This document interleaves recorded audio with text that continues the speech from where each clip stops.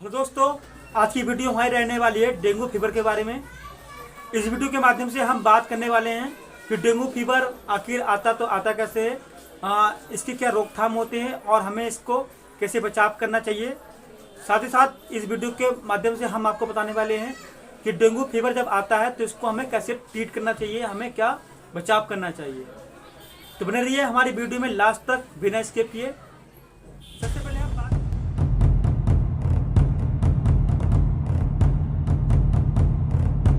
सबसे पहले हम बात करेंगे कि डेंगू फीवर आखिर आता कैसे है और इसको कैसे बचाव करना चाहिए। तो डेंगू फीवर एक मच्छर द्वारा वायरल इन्फेक्शन होता है, वायरल ये डिसीज होती है जिसको हम डेंगू फीवर कहते हैं। जब कभी भी किसी पर्सन को डेंगू फीवर होता है तो उसमें उसकी बॉडी बहुत ज़्यादा पेन रहेगी, उसके सर में बहुत ज़्यादा दर्द रहेगा, साथ ही साथ उसके जोड़ों में बहुत ज़्यादा दर्द रहेगा, उसके जो बॉडी होती है उस पर चकत्ते बनने का डर रहता है, उसको ब्लीडिंग होने का डर रहता है। दूसरी बात करें तो डेंगू फीवर को हम ब्रेक बॉर्न फीवर के नाम से भी जानते हैं। ब्रेक बॉर्न फीवर का मतलब होता है कि आपको कि पूरी बॉडी टूटेगी, आपकी बॉडी में बहुत ज़्यादा दर्द रहेगा, इसलिए इसको हम ब्रेक बॉर्न फीवर के नाम से भी जानते हैं। बात करेंगे कि जो डेंगू फीवर होता है, डेंगू बुखार होता है, उसको कौन से मच्छर के काटने से ये वायरल इन्फेक्शन होता है, वायरल फीवर ये होता है। तो डेंगू फीवर जो फैलता है वो एक होता है एडिस मच्छर होता है।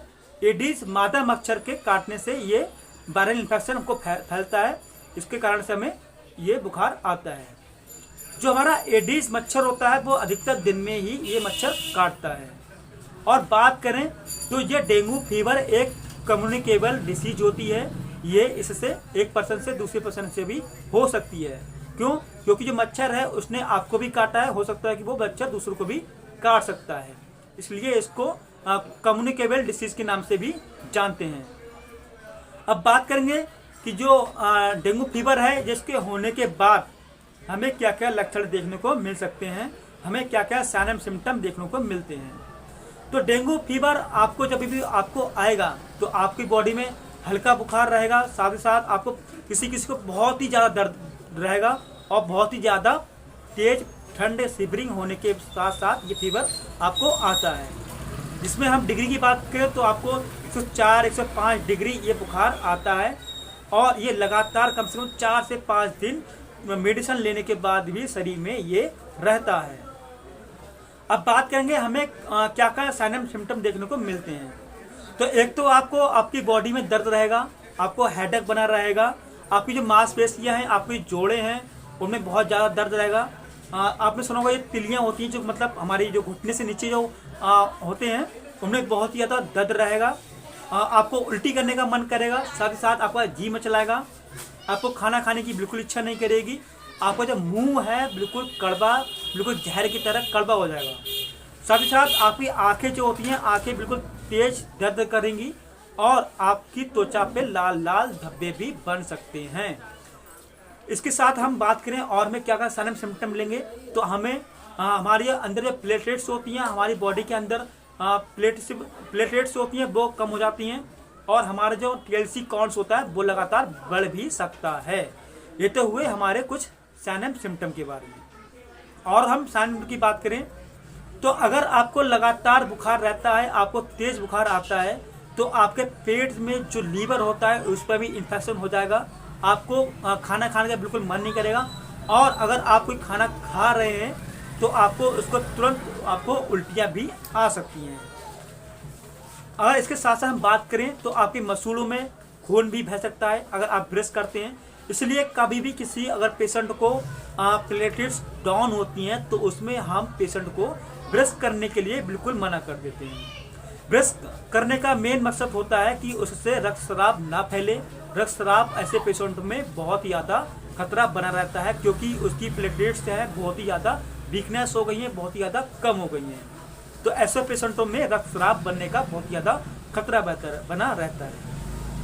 जब किसी पेशेंट को डेंगू फीवर रहता है तो हमें उसको ऑब्जर्व करना पड़ता है, उसको हमें बार बार देखना होता है कि उसका प्लेटलेट्स प्लस उसको उल्टी में खून तो नहीं आ रहा है, उसको कभी जब मोशंस कर रहा है, उसको जो लैट्रिन कर रहा है उसमें मोशन तो नहीं आ रहा है, या फिर उसके बॉडी पे कोई चकत्ते तो नहीं बने हैं।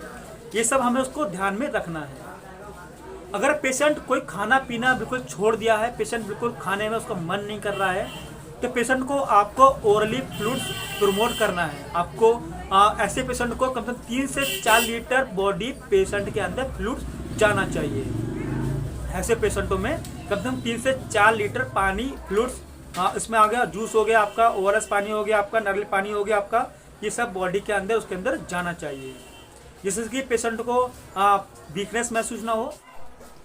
हमने बात की कुछ लक्षण के बारे में कि डेंगू फीवर होने के बाद हमें क्या क्या लक्षण देखने को मिलते हैं। अब बात करेंगे कि डेंगू फीवर जिनको होता है उसको हमें कैसे डायग्नोस करना है, इसको हमें कैसे पहचानना है कि डेंगू फीवर में हमें क्या क्या दिक्कतें हैं, उसको हमें क्या क्या सावधानियां बरतनी चाहिए, और हमें क्या क्या इसको हम कैसे बचाव कर सकते हैं, हमें कैसे इसको डायग्नोस करना है। तो डेंगू फीवर का डायग्नोस करने के लिए हम उस पेशेंट को, उस पर्सन का CBC जांच करवाएंगे। CBC का मतलब होता है कि complete blood count. Complete blood count में हमारा उसका आ जाएगा कितना खून है, कितना इन्फेक्शन है, कितनी प्लेटलेट्स हैं, और कितनी उसकी DLC TLC वगैरह है, वो कितनी पेशेंट की हैं, कम तो नहीं हो रही हैं या फिर ज़्यादा उसकी बढ़ तो नहीं रही हैं। तो उसका हम सबसे पहले हम ब्लड सैंपल करवाएंगे, इसमें हम हमारा हो गया हमारा CBC हो गया।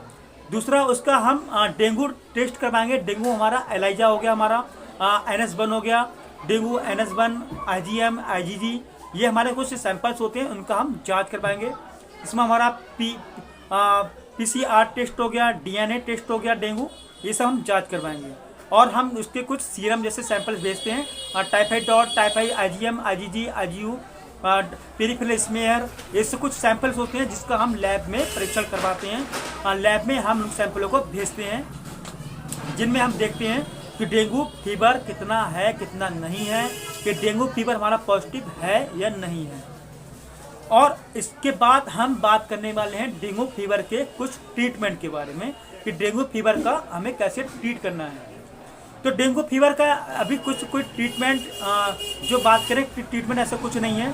इसमें आप पेशेंट को जितना हो सके आपको लिक्विड देना है, आपको उसको ओरल प्रमोट करना है। आप उस पेशेंट को पैरासीटामोल दे सकते हैं, और उसको लिक्विड फॉर्म कुछ दे सकते हैं, और उसको हमें मॉनिटरिंग रखना है, उसकी BP जांच करनी है, उसका पल्स जांच करनी है, और उसका हमें मोशन चेक करना है कि उसका मोशन में कोई ब्लड तो नहीं आ रहा है।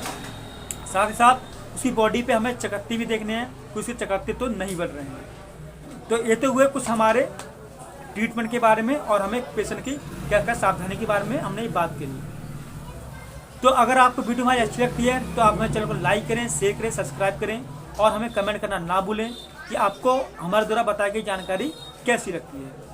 और हमें यह भी बताएं कि आपको नेक्स्ट टॉपिक पे कौन सी वीडियो चाहिए, हम आपको सरल भाषा में बताने का प्रयास करेंगे। मिलते हैं एक नेक्स्ट वीडियो में, तब तक के लिए धन्यवाद। प्लीज़ सब्सक्राइब करना ना भूलें।